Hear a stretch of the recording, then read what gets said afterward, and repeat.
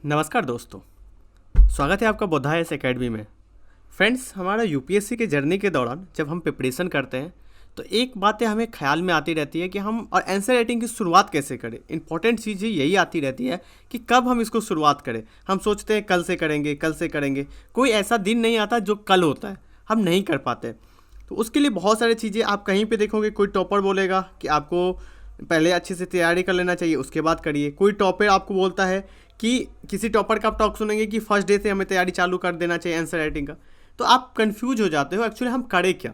ठीक है, तो करें भी तो कहाँ से करें, कैसे हमें करने की ज़रूरत होती है। तो इन सारे क्वेश्चनों का आज हम आंसर ढूंढने का कोशिश करेंगे और ऑनेस्ट रूप से आपको बताएंगे कि आपको किस तरह से अपनी गाइड आपकी जो तैयारी है उसको तैयारी करना चाहिए। वही कि आंसर राइटिंग हमें कब शुरू करना चाहिए, हर माइंड में यही क्वेश्चन हमें रहता है।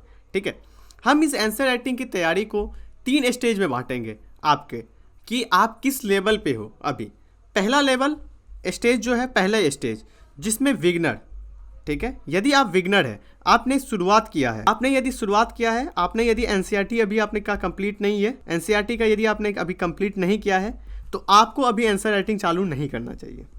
ठीक है, क्योंकि आपके पास कंटेंट नहीं रहेगा, आप लिखने के लिए बैठेंगे, आपको नहीं हो पाएगा। तो कम से कम यहाँ पे क्या करें, आपकी सिलेबस की पकड़ होनी चाहिए, सिलेबस का नॉलेज होना चाहिए, और पीवाईक्यू आपको थोड़ा सा आइडिया होना चाहिए प्रीवियस ईयर क्वेश्चन पेपर का। मेंस, हम इंपॉर्टेंट चीज़ें करते हैं मेंस, हम लोग पीटी का ही देखते रह जाते हैं, लेकिन मेंस का सिलेबस भी, मेंस का हम बात कर रहे हैं। तो हमें सिलेबस को ध्यान में रख के, अब आपकी एनसीईआरटी जब तक कंप्लीट नहीं हुई है तब तक आप इस चीज़ को शुरुआत नहीं करेंगे। तो आपने समझ गए होंगे, आप समझ लीजिए कि आप किस स्टेज में। पहला स्टेज, यदि आपने शुरुआत किया है, बिगनर है, आपकी सिलेबस पे पकड़ अभी नहीं है उतना, सिलेबस आप करिए, रोज़ की एक न्यूज़पेपर करते रहिए, राइट, और अपनी एनसीईआरटी को कंप्लीट कीजिए। सेकेंड स्टेज के स्टूडेंट वो होंगे जिनका एनसीईआरटी कंप्लीट हो गया है, कुछ इनके पास करंट अफेयर में भी कुछ दिनों से 4-5 महीने से इनके पास आइडिया आ रही है। तो ये सारे स्टूडेंट को क्या करना चाहिए, अब शुरू कर देना चाहिए शुरुआत। ठीक है, शुरुआत इनको स्टार्ट कर देना चाहिए। किस स्टूडेंट का, जिनका सेकेंड स्टेज में है, एनसीईआरटी उनका कंप्लीट हो चुका है, करंट अफेयर वो कर रहे हैं और उनकी सिलेबस पे भी पकड़ है, सिलेबस भी समझ रहे हैं और प्रीवियस ईयर क्वेश्चन पेपर भी समझ रहे हैं। सिलेबस के लिए भी हम एक अलग से वीडियो बनाएंगे और प्रीवियस ईयर क्वेश्चन पेपर को भी हम बहुत जल्द एनालिसिस करना स्टार्ट करेंगे। ठीक है, तो ये स्टूडेंट को क्या करना चाहिए, आपको अपनी तैयारी को स्टार्ट कर लेना चाहिए, आंसर राइटिंग तैयारी की स्टार्ट करनी चाहिए। अब आप बोलेंगे कि जो स्टेज है मैंने 3 बता दिया कि किस में आप कैसे करेंगे, वो हम बात करेंगे आपको कि किस तरह से आपको करना है। ठीक है, थर्ड स्टेज पे हम स्टार्ट आते हैं कि थर्ड स्टेज पे वो स्टूडेंट जिनकी तैयारी बेसिक भी कंप्लीट है।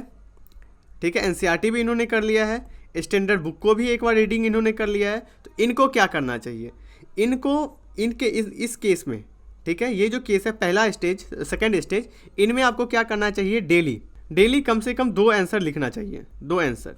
ठीक है, 2 आंसर डेली आपको आंसर राइटिंग स्टार्ट करना चाहिए। सेकेंड स्टेज वाले, थर्ड स्टेज वाले को 2 आंसर आपको स्टार्ट करना चाहिए, 2 + 2, 2 क्वेश्चन आपका स्टैटिक्स का, 2 क्वेश्चन आप करंट अफेयर से कर सकते हैं, और 1 या 2 क्वेश्चन आप ले सकते हो किस चीज़ का, तो अपनी ऑप्शनल सब्जेक्ट का। इनको डेली बेसिस पे ये अपनी राइटिंग को स्टार्ट करना चाहिए। नहीं तो हम लोग क्या करते हैं ना, बस पढ़ने में अपना समय व्यतीत कर देते हैं।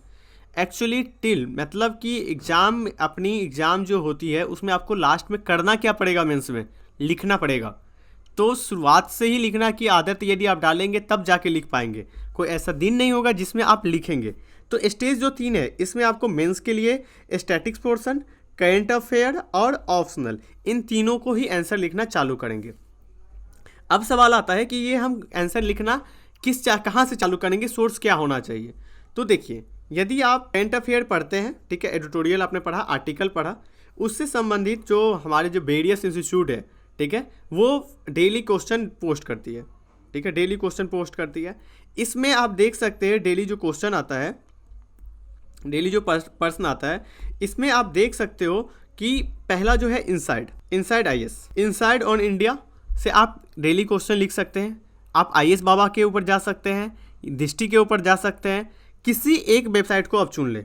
ठीक है, किसी एक वेबसाइट, आई थिंक मैं बोलूँगा कि आप इनसाइड को फॉलो करिए। ठीक है, क्योंकि यहाँ पे हिंदी और इंग्लिश दोनों में ही कंटेंट आपको मिल जाएगा। इन इनसाइट पे क्वेश्चन को लिखने के बाद खुद से पढ़िए।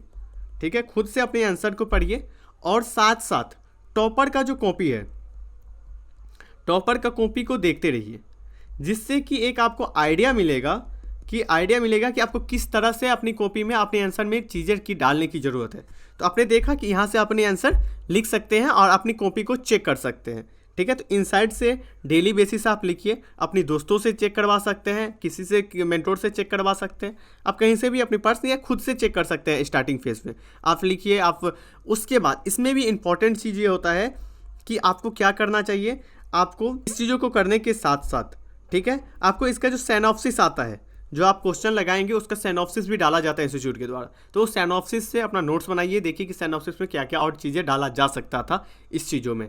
ठीक है, तो ये था आंसर राइटिंग कब चालू करना चाहिए, आपको कहाँ से करना चाहिए और आप किस स्टेज में हैं। ठीक है, अपनी स्टेज को देख के अपनी आंसर राइटिंग को चालू करना चाहिए। तो आज के डिस्कशन में इतना ही। Thank you so much.